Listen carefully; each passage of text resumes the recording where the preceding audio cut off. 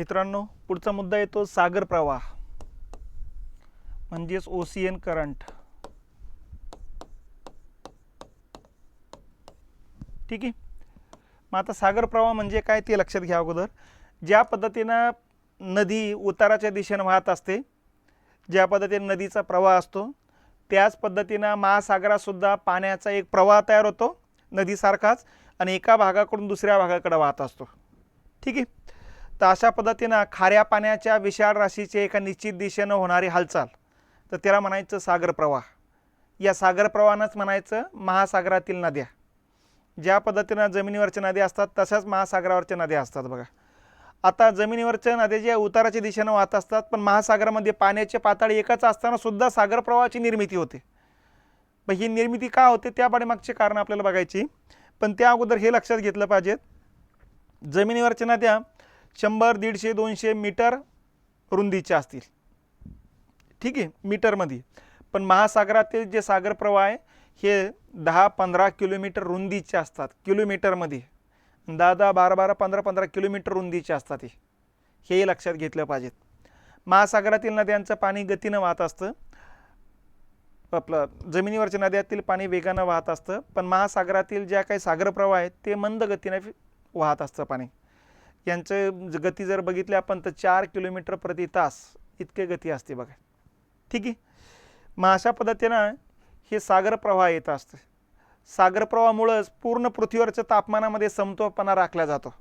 नसता विषुववृत्तीय भागातलंच पाणी गरम झालं असतं, ध्रुवीय भागातलं पाणीच थंड राहिलं असतं। हे असं झालं असतं तर मग या ठिकाणी हळूहळू तिथे बर्फाचे खचर तयार झाले असते, आणि इकडचे पाण्याचे बाष्पीभवन होऊन पाण्याची पातळी कमी पण झाली असते। पण हे कधी होताना दिसत नाही, घडताना दिसत नाही। त्याचं कारण आहे हे सागर प्रवाह नुसतं पाण्याची इकडे तिकडे फिरवत नाही, तर एका भागातलं टेम्परेचर दुसऱ्या भागात आणि दुसऱ्या भागातलं टेम्परेचर या ठिकाणी एका भागात नेण्याचं काम करत असतात, आणि यातून पृथ्वीवरच्या तापमानामध्ये समतोलपणा राखण्याचं काम केलं जातं असतं। तर असं हे सागर प्रवाह असतात। मग आता सागर प्रवाहाबद्दलचं एक लक्षात घेतलं पाहिजे, ज्या वेळेस टायटॅनिक बुडायला गेलं त्याच्यानंतर मग खऱ्या अर्थानं सागर प्रवाहाबद्दल बऱ्यापैकी माहिती जगासमोर आलेली आहे। मग आता या टायटॅनिक जहाजाबद्दल लक्षात घेतलं पाहिजे। टायटॅनिक जहाज हे 1912ची घटना आहे। 1912ला ब्रिटनवरून हे टायटॅनिक जहाज निघालं होतं अमेरिकेच्या प्रवासाला। जगातलं सगळ्यात मोठं आणि पहिलं जहाज होते। त्यामुळे या जहाजानं प्रवास करण्याकरता श्रीमंत कुटुंबातल्या लोकांनी ब्लॅकमध्ये तिकीटे खरेदी केली होती। ठीक आहे। आणि अमेरिकन लोक असू द्या, युरोपियन लोक असू द्या, यांनी प्रवासाला सुरुवात केली होती बघा। प्रवास अटलांटिक महासागरातून झालेला आहे, आणि इथं त्यांना न्यूयॉर्कला पोहोचायचं होतं। या हिशोबानं प्रवास चाललेला आहे, परंतु न्यूयॉर्कच्या पूर्व भागामध्ये एका बर्फाच्या खड्याला हे जहाज धडकलं गेलं रात्रीच्या वेळेस, आणि त्यामुळं जहाज कोलॅप्स झालं। जहाजामधले बरेच लोक मरण पावलेत, आणि त्याच्यानंतर मग चौकशीला सुरुवात होते की जहाज नेमके कसं काय बुडालं गेलं, अपघात होता की घातपात होता। मग एक कमिटी स्थापन केली। त्या कमिटीने सांगितलं की हा अपघातच होता, घातपात वगैरे नव्हता, कारण ज्या बर्फाच्या खड्याला तो धडकला गेला तो खडा अतिशय मोठा आहे, इतका मोठाले खडे कोणालाही आणता येत नाही। मग चर्चा सुरू झाली की इतका मोठा खडा मध्ये आला कसं काय। आता या ठिकाणी बर्फाच्या खडाला धडकला म्हणजे बर्फाचा खडा दिसला नाही का, तर हे लक्षात घेतलं पाहिजे, बर्फामध्ये प्रकाश आरपार जात असतो, तो टच होऊन परत येत नाही, त्यामुळे पुढं काही अडथळा हे लक्षात आलं नाही। नंबर 1। नंबर 2 आहे, बर्फाचं वैशिष्ट्य असतं की 90% भाग पाण्याच्या खालीच असतो, 10% भाग पाण्याच्या वरती असतो। हेही मुद्दा लक्षात घेतला पाहिजे। तर या दोन मुद्द्यावरून लक्षात आलं की त्या ठिकाणी त्या अडथळा लक्षातच आला नाही, त्यामुळं स्पीडमध्ये जाणारं जहाज जो आहे ते त्याला धडकलं गेलं आणि कोलॅप्स झाले। तर अशा पद्धतीनं मग इथं हे खडा आला कुठून याची चौकशी करताना लक्षात आलं एवढ्याला मोठाले खडे ते ध्रुवीय भागात आहे। मग ध्रुवीय भागाचं निरीक्षण करत करत गेलं की नंतर लक्षात आलं अरे इकडून बरेच खडे इकडे वाहत येत चाललेले। मग इकडची खडे इकडे येत असेल तर इकडचं पाणी तिकडे जात असलं पाहिजे, आणि यातून मग पाण्याचं टेम्परेचर जागोजागी मोजायला सुरुवात झाली, आणि त्याच्यानंतर मग सागर प्रवाहाचे जाळं जगभरातलं ओपन झालं। ठीक आहे। तर अशा पद्धतीनं सागर प्रवाहाची माहिती या अपघातानंच या ठिकाणी लागल्याचं समजलं जात असतं। मग आता मूळ मुद्दा हाच आहे की सागर प्रवाह निर्माण होण्याच्या पाठीमागचे कारणं कुठली कुठली आहेत। मग याच्या समोर या ठिकाणी 7-8 महत्त्वाचे कारणं दिल्या जातात बघा। तर कुठली कुठली एक एक कारणं समजून घेत चालायचे। सगळ्यात पहिले सागर जलाच्या तापमानातील भिन्नता, फरक। म्हणजे काय, म्हणजे या ठिकाणी लक्षात घेतलं पाहिजे हा विषुववृत्तीय पट्टा आहे. विषुववृत्तीय पट्ट्यामध्ये तापमान सर्वात जास्त आहे कारण सूर्य विषुववृत्ताच्या आसपास आहे आणि म्हणून विषुववृत्तीय भागामध्ये तापमान या ठिकाणी आपल्याला जास्त दिसेल. ठीक आहे. मग याचा परिणाम काय होतो, या पट्ट्यामध्ये तापमान जास्त आहे, इथलं पाणी गरम होतं, गरम झालं की प्रसरण पावतं, त्यामुळे पाण्याची पातळी वाढते. आणि दुसऱ्या बाजूला ध्रुवीय भागाचा जर विचार केला त्या ठिकाणी टेम्परेचर खूपच कमी आहे, 0च्या खाली टेम्परेचर असल्यामुळं पाणी अंकुंचन पावतं, बर्फात रूपांतर होतं. मग याचा परिणाम काय होतं, ध्रुवीय भागातलं पाणी अंकुंचन पावतं, बर्फात रूपांतर झालं की त्याची पातळी कमी होते आणि विषुववृत्तीय पट्ट्यातले पाण्याची पातळी जास्त होऊन जाते. ठीक आहे. आणि यातून मग पाण्याचं गुणधर्म एका पातळीत राहण्याचा आहे, परंतु एका पातळीत राहण्यासारखी स्थिती राहत नाही, म्हणून पाणी जास्त पातळीकडून कमी पातळीकडे म्हणजे विषुववृत्ताकडून ध्रुवाकडे व्हायला लागते, यातून सागर प्रवाहाची निर्मिती होते. तर हे पहिलं कारण आहे. ठीक आहे. दुसरं कारण येतं बघा, प्रचलित वारे. मग आता प्रचलित वारे म्हटलं तर आपण अगोदरच बघितलेले की विषुववृत्ताजवळ वारे पूर्वेकडून पश्चिमेकडे वाहत असतात दोन्ही गोलार्धामध्ये, म्हणून याला पूर्वीय वारे म्हटलेले आपण. त्याच्यानंतर 30 अक्षावृत्ताकडून वारे 60 अक्षावृत्ताकडे पश्चिमेकडून पूर्वेकडे वाहत असतात, म्हणून यांना पूर्वीय वारे आपलं पश्चिमी वारे म्हटलेले आहे आपण. तर अशा पद्धतीनं काही भागात पूर्वेकडून पश्चिमेकडे वारे वाहतात, काही भागात पश्चिमेकडून पूर्वेकडे वारे वाहतात, काही भागात ध्रुवाकडून पूर्वेकडून पश्चिमेकडे वारे वाहतात. तर हे प्रचलित वारे, ग्रही वारे म्हटलेले आपण त्यांना. हे ग्रही वारे सातत्याने नियमित वर्षभर वाहत असतात आणि वर्षभर नियमित वाहणारे वाऱ्यामुळं सातत्याने अशीच प्रवाह वाहत असेल तर या डायरेक्शनने समुद्राचं पाणी पुढे लोटलं जाते आणि यातून मग सागर प्रवाहाची निर्मिती होते. तर या पट्ट्यामध्ये पश्चिमेकडून पूर्वेकडे वारे वाहत जातात आणि त्या हिशोबाने सागराचं पाणी पूर्वेकडे लोटलं जातं, त्यामुळे या पट्ट्यातले सागर प्रवाह पश्चिमेकडून पूर्वेकडे वाहतात. आणि मग यावरून लक्षात येतं आहे की हे जे वारे आहेत हे वारे सुद्धा सागर प्रवाह निर्मितीच्या पाठीमागचे एक कारण आहे. आता हेच कारण आहे, हेही क्लिअर करायचं असेल तर हे तुमच्या लक्षात येईल हिंदी महासागरात. हिंदी महासागरात वारे असेच वाहत नाही. हिंदी महासागरात वारे कसे वाहतात, 6 महिने नैऋत्येकडून ईशान्येकडे वाहतात, 6 महिने ईशान्येकडून नैऋत्येकडे वाहतात. त्यामुळं इथला सागर प्रवाह पण 6 महिने असा वाहतो तर 6 महिन्यानंतर असा वाहतो.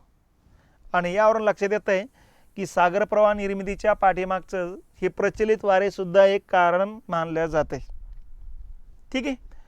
त्याच्यानंतर तिसरं कारण आहे सागर जलाची क्षारता आणि घनता यातील फरक. आता क्षारता म्हणजे या ठिकाणी एक लक्षात घेतलं पाहिजे, सागरामध्ये वेगवेगळे मूलद्रव्ये या ठिकाणी विरघळलेले असतात. यामध्ये सोडियम क्लोराईड आहे, मॅग्नेशियम क्लोराईड आहे, मॅग्नेशियम सल्फेट आहे, कॅल्शियम सल्फेट आहे, यासारखी ही मूलद्रव्ये असतात बघा.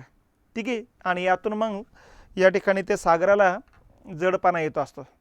मग जितकी जास्त क्षारता तितकी जास्त घनता, जितकी क्षारता कमी तितकी घनता पण कमी. मग आता घनता जास्त असेल तर जडपणा जास्त आहे, जड पाणी सागर तळावरती जात असतं. ठीक आहे. आणि या ठिकाणी जितकी घनता कमी म्हणजे तितकी क्षारता कमी आहे, आणि जितकी क्षारता कमी तितकी घनता कमी, ते पाणी हलकं असतं, ते सागर पृष्ठभागावर असतं. आता महासागरातल्या सागराची क्षारता सगळीकडे सारखी कधीच नसते. या ठिकाणी आपण जर बघितलं तर हा भूमध्य सागराचा पट्टा आहे आणि या भूमध्य सागराच्या पट्ट्याच्या भोवताली सगळं जमिनीचा पार्ट आहे. त्यामुळे या जमिनीच्या भागामध्ये पाऊस पडतो आणि पावसाचं गोडं पाणी नदीच्या रूपाने या सागराला येऊन मिळते, भूमध्य सागराला येऊन मिळते. त्यामुळं गोड्या पाण्याचा पुरवठा होत असल्यामुळे इथली क्षारता होते कमी. मग हे याची क्षारता कमी असल्यामुळे याची घनता पण कमी आहे. इकडे अटलांटिक महासागर आहे. अटलांटिक महासागराचं या ठिकाणी जर बघितलं तर गोड्या पाण्याचा पुरवठा कमी होतो, त्यामुळे इथली क्षारता जास्त आहे, त्यामुळे घनता जास्त आहे. त्यामुळे हे जड पाणी सागर तळावरून इकडं भूमध्य सागरात येत असतं आणि भूमध्य सागरातलं हलकं पाणी कमी घनतेचं पाणी सागर पृष्ठभागावरून इकडे येत असतं आणि अशा पद्धतीनं पाणी इकडे तिकडे जाण्याची या प्रोसेसमधूनच सागर प्रवाहाची निर्मिती होते. तर सागर प्रवाहाच्या निर्मितीच्या पाठीमागचं हे एक कारण मानलं जात असतं, सागरी क्षारता आणि घनता यातील फरक. पुढचं चौथं कारण येतं पृथ्वीची परिवलन गती. मग आपल्याला माहिती आहे की पृथ्वी पश्चिमेकडून पूर्वेकडे फिरत असते आणि सर्वात जास्त गती विषुववृत्तावर असते. त्यामुळे पश्चिमेकडून पूर्वेकडे फिरताना महासागरातलं पाणी पूर्वेकडून पश्चिमेकडे लोटलं जाते आणि त्यातून सागर प्रवाहाची निर्मिती होते. म्हणून विषुववृत्तालगतचे सागर प्रवाह पूर्वेकडून पश्चिमेकडे वाहतात तिन्ही महासागरामध्ये, हे लक्षात घेतलं पाहिजे. तर त्याचं कारणच आहे पृथ्वी पश्चिमेकडून पूर्वेकडे फिरते, हे त्या पाठीमागचं प्रमुख कारण आहे. तर हे एक महत्त्वाचा मुद्दा लक्षात ठेवा. त्याच्यानंतर आहे गुरुत्वाकर्षण शक्ती, ग्रॅव्हिटेशनल फोर्स म्हणतो आपण त्याला. मग आता ग्रॅव्हिटेशनल जो फोर्स आहे तो सगळीकडे सारख्या प्रमाणात नाही. मग आता या ठिकाणी एक लक्षात घेतलं पाहिजे, आपल्या पृथ्वीचा आकाराचा असा आहे. या भागामध्ये आपण जर बघितलं चेपलेला आकार आहे असा असा, ठीक आहे. हा केंद्र भाग आहे. केंद्रापासून ध्रुवीय भाग जवळ आहे आणि केंद्रापासून विषुववृत्तीय भाग दूर आहे. याचा परिणाम काय होतो, इथं गुरुत्वबल जे आहे सरासरी आपल्याला माहिती गुरुत्वबल 9.80 आहे ग्रॅम मीटर पर सेकंड स्क्वेअर, ठीक आहे. परंतु ते ध्रुवावर भरतं 9.83 जास्त भरतं आणि केंद्रापासून विषुववृत्तीय भाग जास्त अंतरावर आहे म्हणून इथं भरतं 9.78. मग आता हे लक्षात घेतलं पाहिजे की विषुववृत्तावर गुरुत्वबल कमी, जसं ध्रुवाकडे जावं तसं गुरुत्वबल वाढत जातं आणि मग जिथं गुरुत्वबल जास्त आहे तिथं पाणी खेचलं जाते. त्यातून विषुववृत्त कोण सागर प्रवाह मग ध्रुवाकडे जात असतात कारण ध्रुवीय भागावरती गुरुत्वबल जास्त आहे, ठीक आहे. तर हे सुद्धा एक कारण आहे की सागर प्रवाह निर्मितीच्या पाठीमागचं प्रमुख भूमिका पार पाडते. नंतर एक खंडाचा आकार. आता खंडाच्या आकारामध्ये एक लक्षात घेतलं पाहिजे की सागर प्रवाह असा निर्माण झाला, असा पश्चिमेकडे वाहत गेला तर समोर खंडाचा भाग लागणारच आहे. खंडाचा भाग लागला तर एका सागर प्रवाहाचे 2 प्रवाह होणार आहेत. आता उदाहरणार्थ हा सागर प्रवाह असा आला, इथं पोर्टो रिको नावाचं या ठिकाणी बेटे लागतात बघा. इथं ते धडकला गेले की याच्या 2 शाखा तयार होणार, एक उत्तरेकडे जाणार एक दक्षिणेकडे जाणार. हा सागर प्रवाह इथं आला, इथं कॅरिबियन बेटं लागतात, इथं धडकला गेला की उत्तरेकडे जाणार एक दक्षिणेकडे जाणार, ठीक आहे. हा सागर प्रवाह असा पुढे येतो आणि इथून पापुआ न्यूगिनी वगैरे या भागांना धडकला जातो, याच्या 2 शाखा तयार होणार. मग तर थोडक्यात काय, बेटं किंवा जमिनीचा भाग आडवा आला की त्या ठिकाणी सागर प्रवाहाचे 2 शाखा तयार होताना दिसतात. म्हणून खंडाचा आकार सुद्धा सागर प्रवाह निर्मितीच्या पाठीमागचे एक कारण आहे. त्याच्यानंतर सागराला येऊन मिळणाऱ्या नद्या आणि पर्जन्याचे प्रमाण. म्हणजे आता आपण जर बघितलं तर नद्याद्वारे सागराला पाणी पुरवठा होत असतो आणि शक्यतो चक्रीवादळ जे आहे खंडाच्या पूर्व भागातच निर्माण होतात कारण खंडाच्या पूर्व भागालगत या ठिकाणी उष्ण सागर प्रवाह वाहत असतात. उष्ण सागर प्रवाहामुळे कोणताही खंड घ्या, हा खंड घ्या, इकडचा हा खंड घ्या, इकडचा हा भाग घ्या, भारताची पूर्व किनारपट्टी घ्या, ऑस्ट्रेलियाचा पूर्व भाग घ्या, चायनाचा पूर्व भाग घ्या, खंडाच्या पूर्व भागालगत उष्ण सागर प्रवाह वाहत असल्यामुळं खंडाच्या पूर्व भागालगतचं पाणी गरम होतं आहे. गरम झालेले पाणी हलकी होतं आणि हलकी झालेलं पाणी वरती हवा वरती निघून जाते. मग हवा वरती निघून गेली की इथं पोकळी तयार होते, कमी वायुभाराचे पट्टे तयार होतात बघा. आणि या कमी वायुभाराच्या पट्ट्याभोवती मग चक्रीवादळे निर्माण होतात आणि ही चक्रीवादळ नंतर मग पूर्वेकडून पश्चिमेकडे वाहत जातात अशी, ठीक आहे. आणि मग जमिनीवर येताच या चक्रीवादळापासून प्रचंड वारा प्रचंड पाऊस पडत असतो आणि हे पावसाचं पाणी मग नदी रूपानं नदीच्या रूपानं सागराला जाऊन मिळत असतं.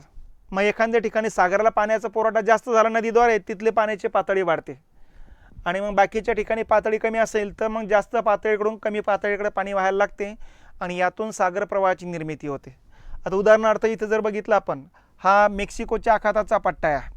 मेक्सिकोच्या आखातामध्ये इथं मोठ्या प्रमाणात चक्रीवादळे निर्माण होतात आणि चक्रीवादळ अशी उत्तरेकडे असे वाहत जातात बघा. इथं मिसिसिपी नदी वाहत असते असे. या मिसिसिपी नदीच्या खोऱ्यामध्ये प्रचंड चक्रीवादळामुळे प्रचंड पावसाचा पुरवठा होतो आणि हे पाणी शेवटी मेक्सिकोच्या आखातात येते. मेक्सिकोच्या आखातातले पाण्याचे पातळी वाढल्यामुळे इथून सागर प्रवाह निर्माण होऊन उत्तर दिशेने व्हायला लागत असतो. याला गल्फचा प्रवाह म्हणतो आपण मग, ठीक आहे. तर नद्याद्वारे सागराला होणाऱ्या पाणी पुरवठ्यामुळे सुद्धा एखाद्या भागातले पाण्याची पातळी वाढते, दुसऱ्या भागातले न वाढल्यामुळं पाणी मग जास्त पातळीकडून कमी पातळीकडे व्हायला लागते आणि त्यातून सागर प्रवाहाची निर्मिती होत असते. तर हे एक कारण या ठिकाणी आहे. आणि शेवटचं आणखीन एक कारण आहे बाष्पीभवनाचा वेग, गती. म्हणजे काय ते लक्षात घ्या. हे बघा, या ठिकाणचा भागाचा विचार करा. इथं अरेबियन समुद्र आहे, हा बरोबर आहे. हा इकडं तांबडा समुद्र आहे, हा तांबडा समुद्राचा एरिया आहे. तांबड्या समुद्राच्या आसपासचा भाग वाळवंटी पट्टा आहे. याचा अर्थ या पट्ट्यात पाऊस पडत नाही, त्यामुळं इथं सूर्याची किरणं थेट जमिनीवर जातात. पाऊस पडत नाही याचा अर्थ ढग नाही, त्यामुळे सूर्याची किरणं थेट जमिनीवर जातात, इथं पाण्यावर पण पडतात. त्यामुळं इथल्या तांबड्या समुद्राच्या पाण्याचं बाष्पीभवन वेगानं होतं, जास्त होतं. त्यामुळे तिथलं बाष्पीभवन झालं की तिथली पाण्याची पातळी कमी होते. त्या तुलनेत अरबी समुद्रामध्ये ढगाळ वातावरण असतं नेहमी, कारण मोसमी वारे नेहमी इकडून तिकडं वाहतच असतात. त्यामुळे इकडं बाष्पीभवन याचं कमी होतं अरबी समुद्राचं. म्हणून अरबी समुद्राचं पाणी असं वरतीच राहते आणि इकडचं पाण्याची पातळी बाष्पीभवन झाल्यामुळे पातळी कमी होऊन जाते आणि म्हणून मग जास्त पातळीकडून कमी पातळीकडे सागर प्रवाह व्हायला लागत असतात. तर यातून सुद्धा सागर प्रवाहाची निर्मिती होते असते. तर अशी ही वेगवेगळी कारणे आहेत बघा. तर यामुळं सागर प्रवाहाची निर्मिती होताना दिसेल. ठीक आहे. मग आता सागर प्रवाहाचे प्रकार लक्षात घेतले पाहिजेत. सागर प्रवाहाचे जे प्रकार आहे 2 प्रकार पाडले जातात. कुठले कुठले? नंबर 1 आहे उष्ण सागर प्रवाह आणि नंबर 2 आहे शीत सागर प्रवाह. असे 2 प्रकार पाडले जात असतात. ठीक आहे. उष्ण सागर प्रवाह म्हणजे याचं तुलनेनं पाणी दोन्ही बाजूच्या पाण्यापेक्षा तापमान जास्त असतं. शीत सागर प्रवाहाचं दोन्हीकडच्या पाण्यापेक्षा प्रवाहाचं पाण्याचं तापमान कमी असतं. ठीक आहे. उष्ण सागर प्रवाह विषुववृत्तीय भागात तयार होत असतात. शीत सागर प्रवाह ध्रुवीय भागात तयार होत असतात. हे ध्रुवाकडून वाहत असतात, हे विषुववृत्ताकडून वाहत असतात. ही विषुववृत्ताकडून ध्रुवाकडे जात असतात, ही ध्रुवाकडून विषुववृत्ताकडे येत असतात. ठीक आहे. जिथं उष्ण सागर प्रवाह वाहतात ज्या पट्ट्यामधून, त्या पट्ट्यात आता हे 20-25 किलोमीटरचा प्रवाह आहे. त्या पट्ट्यालगतची जी काही हवा आहे ती गरम राहते, कारण पाणीच गरम आहे तर पाण्यालगतची हवा गरम राहते. पाण्यालगतची हवा गरम झाली की हलकी होते आणि हलकी झालेली हवा वरती निघून जात असते. त्यामुळं या पट्ट्यामध्ये सातत्याने कमी वायुभाराचे पट्टे तयार होतात. आणि ज्या पट्ट्यातून शीत सागर प्रवाह वाहतात इथलं पाणीच थंड आहे, म्हणून पाण्यालगतची हवा पण थंड. थंड हवा जड असल्यामुळं थरावर थर संचित होऊन जास्त वायुभाराचा पट्टा तयार होतो. आणि म्हणून खंडाच्या पश्चिम भागालगत शीत प्रवाह वाहत असल्यामुळे खंडाच्या पश्चिम भागालगत प्रत्यावर्त तयार होते. आणि प्रत्यावर्त तयार झाले की पाऊस पडत नाही. पाऊस न पडल्यामुळे जमिनीचं रूपांतर वाळवंटात होतं. म्हणून जगात जेवढे वाळवंट आहे ते खंडाच्या पश्चिम भागातच आहे, कारण खंडाच्या पश्चिम भागामध्ये शीत प्रवाह निर्माण होतात. ठीक आहे. या वाळवंटाने जगाचा 14% आणि भूखंडाचा 30% भाग व्यापला गेलेला आहे. ही सगळी वाळवंट खंडाच्या पश्चिम भागात 20 ते 30 अक्षांश दरम्यान आहे. ठीक आहे. मग ही या ठिकाणी कोणते कोणते वाळवंटी पट्टे आहेत ते हे लक्षात घेतलं पाहिजेत. तर तेही आपण पुढच्या भागामध्ये बघणार आहोत. तर हे सागर प्रवाहाचे 2 प्रकार लक्षात घ्यायचे. विषुववृत्ताकडून ध्रुवाकडे जात असेल तर उष्ण प्रवाह आहे, ध्रुवाकडून विषुववृत्ताकडे येत असेल तर शीत प्रवाह आहे. ठीक आहे. हे असे ढोबळमानानं सागर प्रवाहाचे प्रकार लक्षात घ्या. आता सागर प्रवाहाचं एक कॉमन सागर प्रवाह चक्र कसं आहे ते लक्षात घ्या. हे बघा, या पद्धतीनं इकडं आपण लक्षात घेतलं पाहिजेत. इकडं जमिनी, इकडंही जमिनीचाच भाग आहे आणि हा महासागर आहे. या महासागराचे विषुववृत्तामुळे 2 भाग पडतात. हे विषुववृत्त आहे.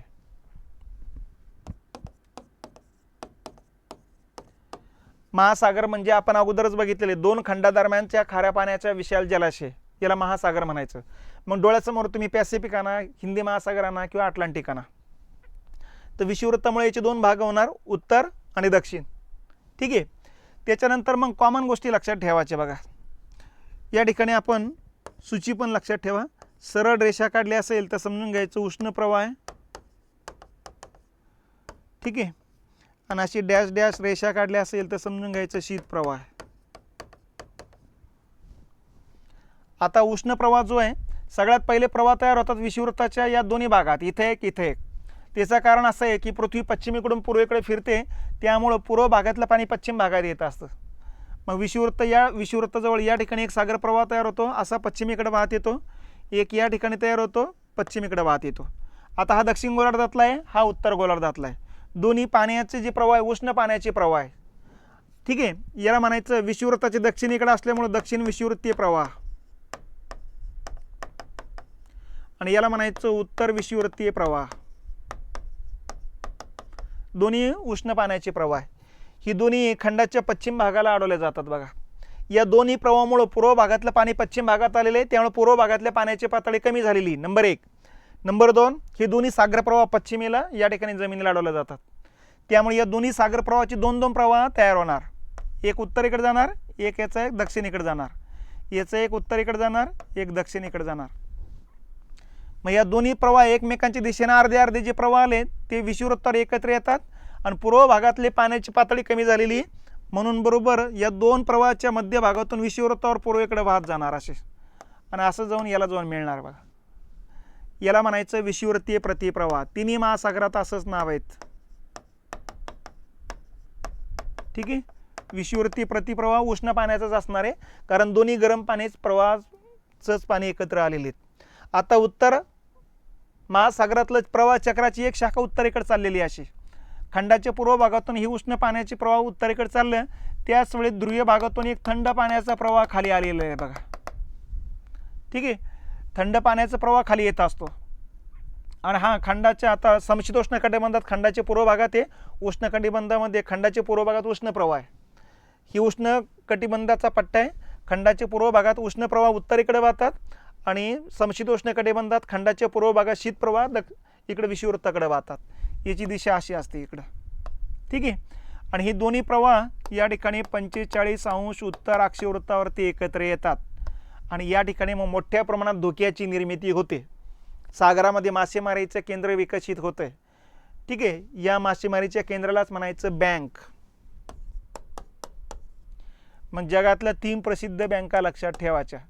अटलांटिक महासागरामध्ये ग्रॅड बँक एक आहे, डॉगर बँक एक आहे आणि रॉजर बँक एक आहे. रॉजर बँक पॅसिफिक महासागरात आहे आणि या 2 बँका येतात अटलांटिक महासागरात. ही मासेमारीचे केंद्र आहेत, हे लक्षात असलं पाहिजे आपल्या. ज्या ठिकाणी उष्ण आणि शीत प्रवाह एकत्र येतात त्या ठिकाणी असे मासेमारीचे केंद्र विकसित होत असते. ठीक आहे. इथं पाण्याची दोन्हीकडून येणाऱ्या सागर प्रवाहामुळे पाण्याची पातळी वाढलेली आहे. इकडची पातळी त्या तुलनेत कमी, म्हणून पाणी जास्त पातळीकडून कमी पातळीकडे वाहणार आहे. नंबर 1. नंबर 2, 45 अक्षवृत्तावर वाऱ्याची दिशा पश्चिमेकडून पूर्वेकडे, त्यामुळे पश्चिमेकडून पूर्वेकडच्या दिशेनं पाणी वाहत जाणार आहे. म्हणून यातून एकच सागर प्रवाह तयार होतो आणि पूर्व दिशेनं असा वाहत जात असतो. यालाच मग पाणलोट प्रवाह म्हटला जात असतं बघा. हा पाणलोट प्रवाह आहे. इथून जो वाहणारा प्रवाह, इथल्या जमिनीचं नाव या प्रवाहाला दिलं जाईल, या प्रवाहाला इथल्या जमिनीचं नाव दिलं जाईल. ठीक आहे. मग हा पाणलोट प्रवाह उत्तर पॅसिफिक महासागरात असेल तर उत्तर पॅसिफिक पाणलोट प्रवाह म्हणायचं. अटलांटिक महासागरात असेल तर अटलांटिक सागर प्रवाह म्हणायचं. हा प्रवाह इथं गेला की इथल्या जमिनीला अडवला जाणार. अडवला गेला परत 2 शाखा तयार होणार. एक शाखा दक्षिणेकडे येणार थंड पाण्याचा प्रवाह म्हणून आणि याला जाऊन मिळणार, कारण याचं पाणी या भागातल्या पाण्यापेक्षा या भागातल्या पाण्याचं तापमान कमी आहे, म्हणून हा शीत प्रवाह आहे. हा दक्षिणेकडे येतो इकडं आणि याला जाऊन मिळतो. आणि एक प्रवाह उत्तरेकडे जातो, असा उत्तरेकडे जाऊन या प्रवाहाला जाऊन मिळतो. मग तर हे असं चक्र कंप्लीट होऊन जात असतं उत्तर महासागरामध्ये. मग अटलांटिक असू द्या पॅसिफिक महासागर असू द्या, हे असं चक्र कंप्लीट होणार आहे. इकडं वाहणारा उष्ण प्रवाह आहे, इकडं वाहणारा शीत प्रवाह आहे, म्हणजे हा 20 ते 30 अक्षवृत्त दरम्यानचा पट्टा येतो. तर हे उत्तर अटलांटिक महासागरातले प्रवाह चक्र आहे.